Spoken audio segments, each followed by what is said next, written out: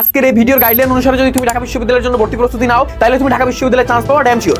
গতানুগত ওয়েতে প্রিপারেশন নিলে তুমি কোনোভাবেই ঢাকা বিশ্ববিদ্যালয়ে চান্স পাবা না। তুমি যদি এমসিকিউ প্র্যাকটিস করার সময় রিভিশন ম্যাটেরিয়াল তৈরি না করো তুমি ঢাকা বিশ্ববিদ্যালয়ের এমসিকিউতে কোনোভাবেই ভালো করতে পারবে না।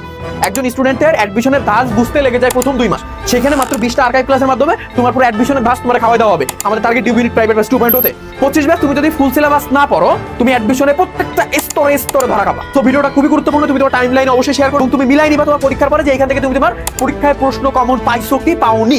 সো ভিডিওটা অবশ্যই শেয়ার করে পেজে মেসেজ দাও, পিডিএফ পেয়ে যাবা। বাংলা রিটেনের পূর্ণাঙ্গ প্রিপারেশন কভার হবে বাংলা ফার্স্ট পেপার এবং ব্যাকরণ অংশের একটা কম্বিনেশনের মাধ্যমে। আর রিটেনের ক্ষেত্রে পূর্ণাঙ্গ প্রিপারেশন কভার হবে শুধুমাত্র ইংলিশ ফার্স্ট পেপার বইটা থেকে, আর কিচ্ছু লাগবে না। তোমার টার্গেট যদি ঢাকা বিশ্ববিদ্যালয়ে চান্স পাও তাহলে তুমি অ্যাডমিশন টাইমে কখনোই গতানুগতিকভাবে পড়াশোনা করতে পারবে না। তুমি যদি গতানুগতিকভাবে পড়াশোনা করো তুমি ঢাকা বিশ্ববিদ্যালয়ে চান্স পাবা না, সোজা কথা। তুমি যদি ঢাকা বিশ্ববিদ্যালয়ে চান্স পাইতে চাও তোমাকে একটু স্মার্টনেসের সহিত পড়াশোনা করা লাগবে। এখন স্মার্টনেসের সহিত পড়াশোনা মানে কি? স্মার্টনেসের সহিত পড়াশোনা হচ্ছে একটু অ্যানালাইসিস করে পড়াশোনা করা। রিসেন্ট টাইমে তোমার প্রশ্নগুলো একটু অ্যানালাইসিস করে ভালোভাবে বুঝে সঠিক একটা মেন্টরিং এ যদি তুমি প্রিপারেশনটা নিতে পারো দেন তুমি ঢাকা বিশ্ববিদ্যালয়ে চান্স পাবো। তুমি যদি গদবাঁধা নিয়মে পড়াশোনা করো তাইলে তুমি কখনোই ঢাকা বিশ্ববিদ্যালয়ে চান্স পাবা না। কারণ ঢাকা বিশ্ববিদ্যালয়ে এখন তোমার আগের মতো কিন্তু কোশ্চেনটা হয় না, এখন একটু ডিফারেন্ট ওয়েতে কোশ্চেনটা হয়। তো এই ক্ষেত্রে তোমাকে কি করতে হবে? এই ক্ষেত্রে তোমাকে একটু ট্রিকি ওয়েতে প্রিপারেশনটা নেওয়া লাগবে। গতানুগতিক ওয়েতে প্রিপারেশন নিলে তুমি কোনোভাবেই ঢাকা বিশ্ববিদ্যালয়ে চান্স পাবা না। তো আজকে আমরা তোমার সাথে এমন একটা ট্রিক্স শেয়ার করব যেই ট্রিক্স অনুযায়ী বা যেই টপিকের উপর ভিত্তি করে যদি তোমার প্রিপারেশনটা তুমি নাও তাহলে তুমি ঢাকা বিশ্ববিদ্যালয়ে চান্স পাবা। আমি বলতে পারি যে তুমি 100% চান্স পাবা। 100% চান্স পাবে কোন বেসিসে বলতে পারি?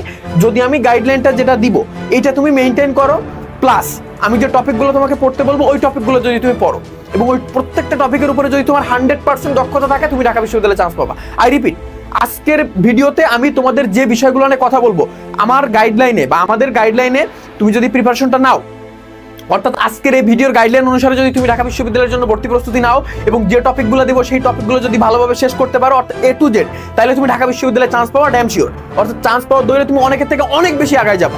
সো দেখো প্রথমে কি আছে, প্রথমে হচ্ছে তোমাকে টপিক বেসড প্রিপারেশন নিতে হবে ফর তোমার এমসিকিউ অ্যান্ড রিটেন। অর্থাৎ তুমি এমসিকিউর জন্য টপিক বেসড প্রিপারেশন নিবা, রিটেনের জন্য টপিক বেসড প্রিপারেশন নিবা।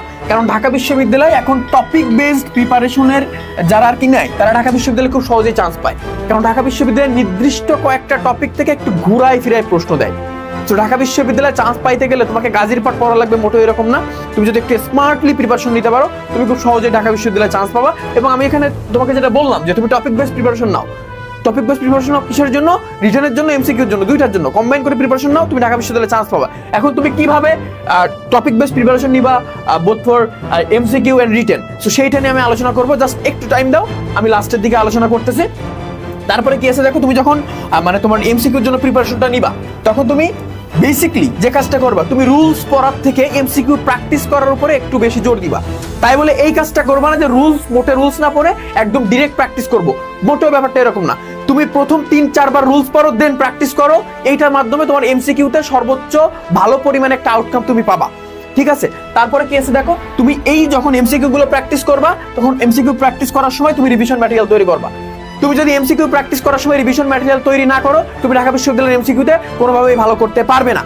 সো তারপরে কি আছে আমি এইগুলোর একদম ইন ডিটেইলস আলোচনা করে দেবো। সো একটু ওয়েট করতে হবে, ভিডিওটা বড় হবে। কারণ আমি কি বলছি, আমি কথা দিছি না যে এই ভিডিওর গাইডলাইন এই ভিডিওর টপিক। সো এটা তো মামুলি কোনো ভিডিও হচ্ছে না, তোমাকে একটু বুঝতে হবে না, এটা তো একটা কিছু যাচ্ছে এর ভিতরে। সো তারপরে কি আছে দেখো, তোমাকে রিটেন প্রিপারেশন এবং এমসিকিউ প্রিপারেশন দুইটা কম্বাইন করতে হবে। অর্থাৎ তোমরা যখন প্রিপারেশনটা নাও তোমরা 90% প্লাস শিক্ষার্থী যে ভুলটা করো তোমরা একদম এমসিকিউর উপরে ফাটায় ফোটায় প্রিপারেশন নাও। ফাটায় প্রিপারেশন নিয়ে দেখা যাচ্ছে যে তোমরা রিটেনের প্রিপারেশনটা শুরু করো ঠিক তোমার ভর্তি পরীক্ষার 15 দিন আগে, এবং ওই সময় তুমি রিটেনটা দেখে ঠিক কিচ্ছু বুঝতে পারো না, তুমি ঢাকা বিশ্ববিদ্যালয়ের রিটেনে করবা ফেল। অর্থাৎ তুমি যদি একদম at the very first beginning থেকে তুমি এমসিকিউ এবং রিটেন দুইটার প্রিপারেশন কম্বাইন করে না নিতে পারো তুমি ঢাকা বিশ্ববিদ্যালয়ের রিটেনে ফেল করবা, এটা ড্যাম শিওর। সো দেখো কিছু কিছু এক্সেপশনাল থাকে যারা পাস করে যায়। সো তোমাকে রিটেন প্রিপারেশনটা একটু আগে থেকে নিতে হবে, কারণ রিটেনের প্রিপারেশন যদি তুমি আগে থেকে না নাও সো তোমার কাছে বিষয়টা অনেক বেশি টাফ হয়ে যাবে। আমি বলতেছি না যে তুমি মানে খুব বেশি ফোর্স করে নাও, তোমাকে প্রত্যেকদিন একটু একটু করে আগায় রাখতে হবে, একটু স্লাইটলি ধারণা রাখতে হবে। সো তারপরে কি আছে দেখো, তারপর হচ্ছে এক্সাম দাও যতটুকু প্রয়োজন। সো এখানে একটা বাদ গেছে, এক্সাম দাও যতটুকু প্রয়োজন। মানে তুমি বেশি পরিমাণে এক্সাম দিতে পারবা না, বেশি পরিমাণে এক্সাম দিতে পারবা না, অতিরিক্ত কোনো কিছু ভালো না। তুমি যদি এক্সাম প্রচুর পরিমাণে এক্সাম দাও, তুমি যদি এক্সাম দিনে 6টা করে এক্সাম দাও, দিনে 4টা করে এক্সাম দাও, এটা খুবই বড় ধরনের ভুল। অ্যাডমিশন টাইমে অত্যন্ত বেশি এক্সাম দেওয়া তোমার জন্য অনেক বেশি ক্ষতিকর। তুমি জাস্ট 1টা বা 2টা করে এক্সাম দাও, দিনে সর্বোচ্চ 2টা এক্সাম দাও। তুমি 5টা এক্সাম দেওয়ার জন্য 5 বার বাসা থেকে বেরোবা, বা ধরো ফোনেই এক্সাম দিলা, সবকিছু মিলে তোমার অনেক বেশি টাইম নষ্ট হবে। তুমি এক্সাম দেওয়ার পরিবর্তে অনেক বেশি প্র্যাকটিস করো। তুমি এক্সাম দাও, কম দাও, ঠিক আছে, তুমি দিনে 1টা করে এক্সাম দাও, তার থেকে বেশি প্র্যাকটিস করো। এক্সাম দিতে হবে, প্র্যাকটিস করতে হবে, এক্সাম দিতে হবে, প্র্যাকটিস করতে হবে। শুধুমাত্র একচেটি এক্সামের উপরে যারা আমরা অনেক বেশি ফোর্স করব, তারা ঢাকা বিশ্ববিদ্যালয়ে চান্স পাবো না। পাইতে পারি, আমাদের মেরিট পজিশনটা একটু পিছায় যাবে। সো তারপরে কি আছে দেখো, taking written preparation at initial stage. আমি এখানে বলে দিয়েছিলাম যে তোমার একদম ইনিশিয়াল স্টেজে তোমাকে রিটেন প্রিপারেশনটা শুরু করতে হবে। তুমি যদি ইনিশিয়াল স্টেজে একদম প্রথম থেকে রিটেন প্রিপারেশনটা না নাও, তাহলে কিন্তু তোমার জন্য অনেক বেশি টাফ হয়ে যাবে, অনেক বেশি টাফ হয়ে যাবে। কারণ তুমি মানে লাস্ট টাইমে এসে তুমি বুঝতে পারবে না, কারণ অ্যাডমিশন এমন একটা ফেজ যে তুমি মানে যত দিন যাবে তত তুমি কি হবা, যত দিন যাবে তত তুমি আস্তে আস্তে দুর্বল হয়ে পড়বা। তোমার মনে হবে যে আমি পারবো না, তুমি তত আস্তে আস্তে কনফিডেন্স হারানো শুরু করবা। সো সবকিছু মিলাই তোমাকে কি করতে হবে, সবকিছু মিলাই অ্যাডমিশনের একদম ভেরি ফার্স্ট বিগিনিং থেকে তোমাকে কি করতে হবে, তোমাকে রিটেনের জন্য প্রিপারেশন নিতে হবে। তারপরে কি, বি কনফিডেন্ট। আত্মবিশ্বাসী না হলে অ্যাডমিশনে কোনোভাবে চান্স পাওয়া যায় না, কারণ আত্মবিশ্বাসটা প্রয়োজন। অ্যাডমিশন টাইমের তোমার এত একটা তীব্র প্রতিযোগিতা, এটা তোমার আত্মবিশ্বাস, এটা তোমাকে ব্রেকডাউন করে দিবে। সো তুমি যদি ব্রেকডাউন হয়ে যাও, যদি আত্মবিশ্বাসী না হও, তাহলে তোমার অ্যাডমিশনের মানে যে প্রতিযোগিতা, এই প্রতিযোগিতায় টিকে থাকা তোমার জন্য অনেক অনেক বেশি কঠিন হয়ে যাবে। অ্যাডমিশনের প্রতিযোগিতায় যদি টিকতে চাও, তাহলে তোমাকে আত্মবিশ্বাসী হইতে হবে, বি কনফিডেন্ট। আত্মবিশ্বাসের সহিত প্রিপারেশন নাও, নিজের সর্বোচ্চ দিয়ে পরিশ্রম করো, তুমি ঢাকা বিশ্ববিদ্যালয়ে চান্স পাবা। সো দেখো, আমরা এতক্ষণ গেজাইলাম না যে তুমি কিভাবে টপিক বেস প্রিপারেশন নিবা। সো আমি এতক্ষণ গেজাই ঠাজাই যদি না বলি যে আসলে টপিকগুলো কি, আমি both for MCQ and written দুইটার জন্য টপিক সিলেক্ট করে দিব। তুমি এইগুলা পড়ো, ঠিক আছে। এইগুলা কমেন্ট বক্সে এসে সাপ্লিগিরি করবে না তোমরা, জাস্ট সাপ্লিগিরি যদি করার হয় অ্যাডমিশনের পরে এসে সাপ্লিগিরি করবা, এর আগে সাপ্লিগিরি করবা না, ঠিক আছে। টপিকগুলো দেখে রাখো, যদি তুমি অ্যাডমিশনে না পাও তারপরে এসে কমেন্ট বক্সে সাপ্লিগিরি করো। আমার প্রচুর মেজাজ খারাপ হয়, কেউ সাপ্লি বলাবান মানে খাইয়ে দেয়, কোনো কাজ নাই, হুদাই আসে, মানে নেটে ফেসবুকে আসে, একটা জায়গায় আসে একটা হুদাই কমেন্ট করে চলে যায়, আবাল পোলাপান, এইগুলার কোনো কাজ নাই, এগুলোর জীবনও তো ভার্সিটিতে চান্স পাবো না। ভার্সিটি কি, ওর অবস্থা খুবই খারাপ, আমি বললাম না কোন অবস্থায় আছে। তো দেখো, বাংলায় কমন সাজেশন দিব। সো বাংলায় 35 মার্ক, তোমরা কিন্তু জানো যে 35 মার্কস আসবে বাংলায়।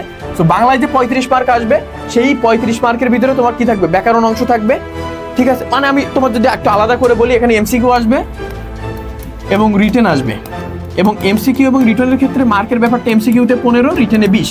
সো এই ক্ষেত্রে যে ব্যাপারটা হচ্ছে, এমসিকিউর 15 যদি তুমি মানে ভালো করতে চাও, এমসিকিউর জন্য তোমাকে 3টা সেগমেন্টে প্রিপারেশন নিতে হবে।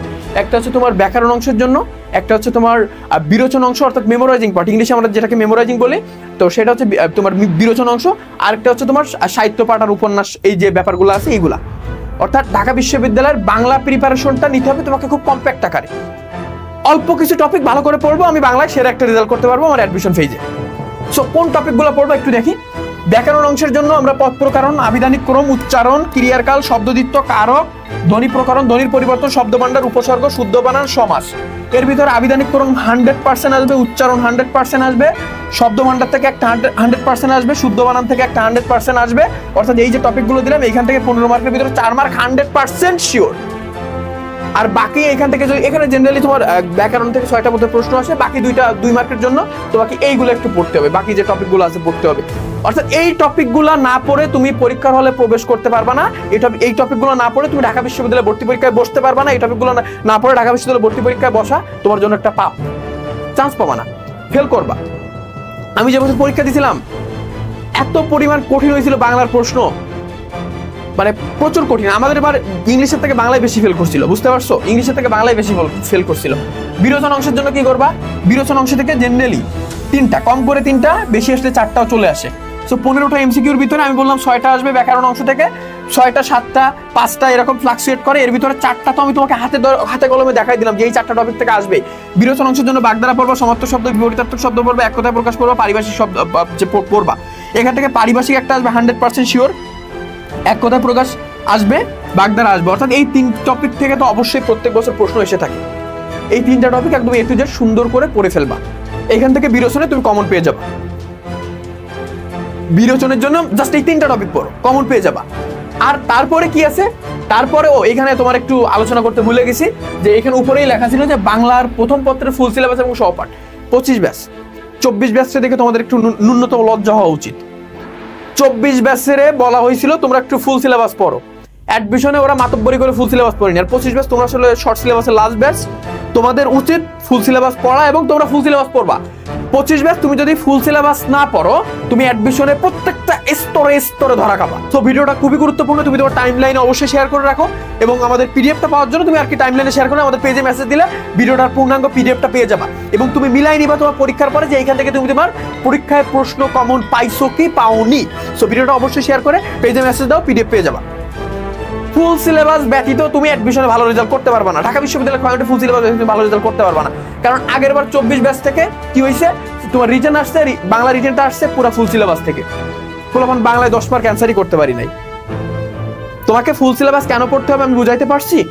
ফুল সিলেবাস এই কারণে পড়তে হবে, যতগুলো গদ্য পদ্য আছে সব পড়ে ফেলতে হবে। নাটক উপন্যাস তো ম্যান্ডেটরি, এবং এই যে নাটক উপন্যাস গদ্য পদ্য ওভারঅল এইখান থেকে তোমার 5টা মতো প্রশ্ন আছে, সব মিলে আর কি 15টা প্রশ্ন হয়ে যায়। একটু অর্ধেক ফ্লাকচুয়েট হয়, কিন্তু টপিক এইগুলো সেম। তারপরে ইংলিশ তোমাদের জন্য একটা ত্রাসের নাম।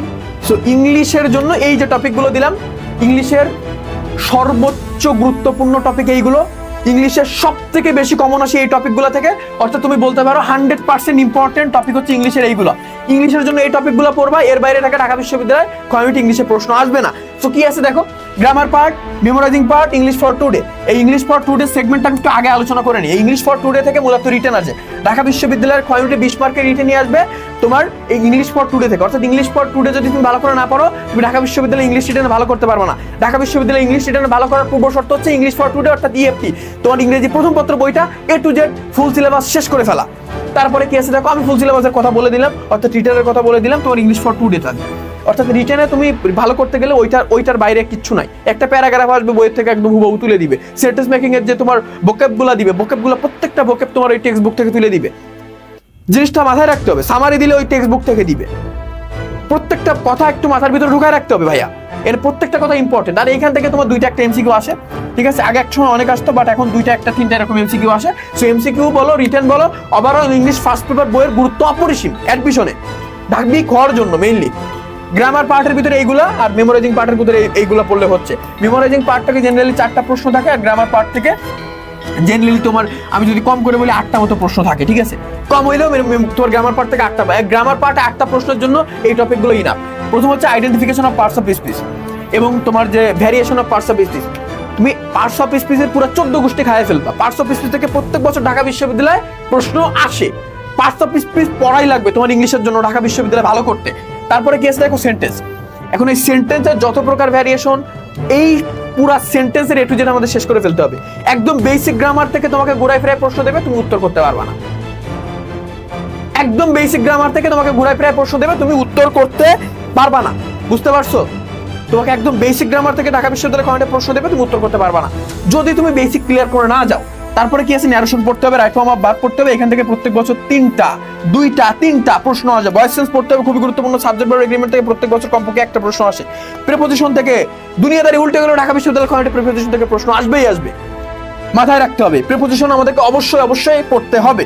টেন্স পড়তে হবে, অর্থাৎ গ্রামার পার্টের জন্য জাস্ট এই টপিকগুলো পড়লেই না। অর্থাৎ তুমি সব টপিক দেখো, কিন্তু মনের ভুলেও গ্রামার পার্টের এই টপিকগুলো একবার স্কিপ করে তুমি এক্সাম হলে যেও না, তুমি বাবা ফেল করবা, তুমি পাস করতে পারবা না। বুঝছো? কারণ ইংলিশে 90% ফেল করে প্রত্যেক বছর। আর মেমোরাইজিং পার্টের জন্য কি হবে, মেমোরাইজিং পার্টের জন্য এখানে যে টপিকগুলো দিব প্রত্যেকটা টপিক আগুন ইম্পর্টেন্ট। কারেক্ট স্পেলিং থেকে প্রত্যেক বছর একটা, ফিগার অফ স্পিচ থেকে প্রত্যেক বছর আসে না, এক বছর বাদ দিয়ে আসে, তাও আমাদের পড়তে হবে, একবার ধরে রাখতে হবে। অ্যাপ্রোপ্রিয়েট প্রিপোজিশন থেকে প্রত্যেক বছর একটা, কোনো বছর 2টাও চলে আসে। ইডিয়ম ফ্রেজ থেকে প্রত্যেক বছর না আসলেও এক বছর দেখো বাদে আসে। ভোকাবুলারি থেকে কমপক্ষে একটা, বেশি হলে 2টা চলে আসে। মেমোরাইজিং পার্ট থেকে তুমি মিনিমাম 4 মার্ক পাবা, তোমার কপাল ভালো থাকে 6 মার্ক পাবা। তোমার একটু ইকুয়েশনটা বুঝাই। মেমোরাইজিং পার্টে 4টা টপিক আছে, এই 4টা টপিক থেকে প্রত্যেক বছর প্রশ্ন আসে। তো 4টা টপিকের ভিতরে 3টা টপিক একদম নির্দিষ্ট। একটা হচ্ছে কারেক্ট স্পেলিং, প্রত্যেক বছর 1 মার্ক আসবে। আরেকটা হচ্ছে তোমার অ্যাপ্রোপ্রিয়েট প্রিপোজিশন, প্রত্যেক বছর 1 মার্ক আসবে। আরেকটা হচ্ছে ভোকাবুলারি, প্রত্যেক বছর 1 মার্ক আসবে। অর্থাৎ তোমার যে মেমোরাইজিং পার্টে 4 মার্ক, এই 4 মার্কের ভিতরে 3 মার্ক একদম নির্দিষ্ট। এই নির্দিষ্টর ভিতরে আমি কি বললাম, vocabulary, appropriate preposition, correct spelling, এখান থেকে প্রশ্ন আসবে। এটা তুমি কেউ চেঞ্জ করতে পারবো না। তারপরে কি আছে, তারপরে তোমার যে বাকি যে দুইটা টপিক আছে তোমার এই যে ইডিয়ম ফ্রেজ আর ফিগার অফ স্পিচ, এখান থেকে ঘুরায় ফিরে আসে, ঠিক আছে। কোনো বছর ইডিয়ম ফ্রেজ দিলে ফিগার অফ স্পিচ দেয় না, বা কোনো বছর দিলে মানে শিক্ষকরা মন খুলে সবকিছু দিয়ে দেয়, ঠিক আছে। তখন আমরা দেখি যে আমাদের মেমোরাইজিং পার্ট থেকে 6 মার্ক প্রশ্ন আসে, 6 মার্কের। সো আমাদের এখান থেকে একটা সিঙ্গেল টপিক স্কিপ করার কোনো ক্ষমতা নাই। এখান থেকে সিঙ্গেল টপিক স্কিপ করবা, ইংলিশে মার্ক স্কিপ হইতে থাকবে, ক্লিয়ার। অর্থাৎ ঢাকা বিশ্ববিদ্যালয়ের ফর্মেটে ইংলিশের জন্য এখান থেকে একটা সিঙ্গেল টপিক স্কিপ করা যাবে না, এখান থেকে একটা সিঙ্গেল টপিক স্কিপ করবা তো তোমার মার্ক স্কিপ হওয়া শুরু হবে এক্সামের। সো আমরা সবগুলো একদম পড়ে ফেলবো।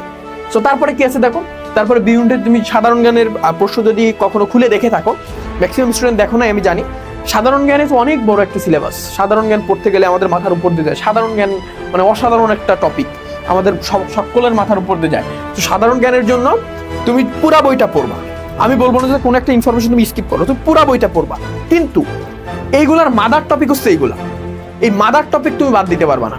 তুমি পুরা বই পড়বা এবং সর্বোচ্চ গুরুত্ব থাকবে ঢাকা বিশ্ববিদ্যালয়ের সাধারণ জ্ঞান অংশের জন্য এই টপিকে। এই যে মাদার টপিকগুলো তোমাদেরকে আমি এখন দিয়ে দিব। তো প্রথমে আছে সাম্প্রতিক। সাম্প্রতিক তোমার এক্সামের 3 মাস আগে থেকে পড়লেই হবে, ঠিক আছে।